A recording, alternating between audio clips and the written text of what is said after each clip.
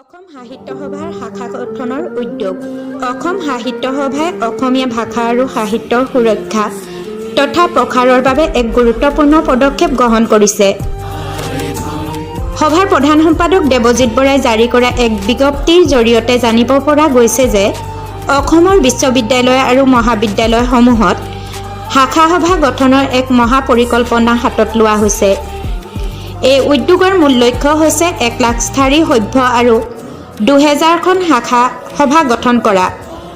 এই পৰিকল্পনাৰ অধীনত শিক্ষাগুৰু আৰু শিক্ষাৰ্থীসকলক ভাষা জননী সুৰক্ষাৰ স্বাৰ্থত নিয়োজিত কৰাৰ প্ৰতি এক বিশেষ গুৰুত্ব দিয়া হৈছে।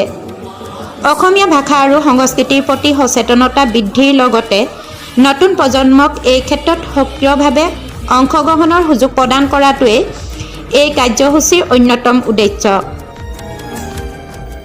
অসমৰ বিভিন্ন প্ৰান্তত থকা বিশ্ববিদ্যালয়সমূহ আৰু মহাবিদ্যালয়সমূহত অসম সাহিত্য সভাই শাখা গঠন প্ৰক্ৰিয়া চলাবলৈ অগ্ৰসৰ হৈছে।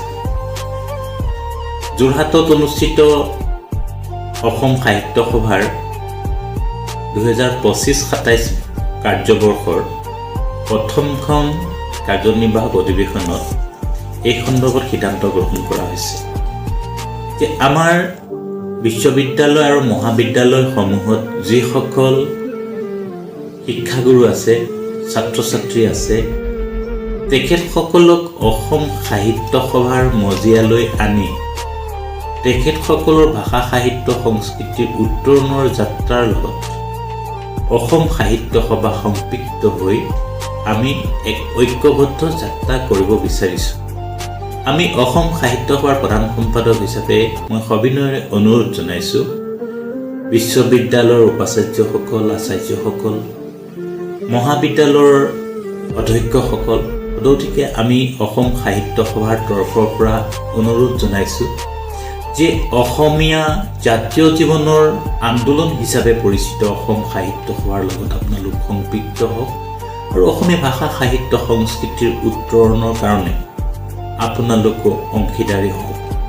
আমি আশা কৰিম আমি 2026 বৰ্ষৰ পূৰ্বে আমি অসমত থকা বিশ্ববিদ্যালয় কেইখন আৰু মহাবিদ্যালয়সমূহত আমি শাখা গঠন প্ৰক্ৰিয়া সম্পূৰ্ণ কৰিম। এই পৰিকল্পনা আমি প্ৰস্তুত কৰিছোঁ। ইতিমধ্যে আমি অসম সাহিত্য সভাৰ 10টা আঞ্চলিক কাৰ্যালয়ৰ সম্পাদকসকল আৰু সাংগঠনিক সম্পাদকসকলক কৰ্তৃত্ব প্ৰদান কৰা হৈছে। তেখেতসকলে যথা ৰীতিমতে জিলা সাহিত্য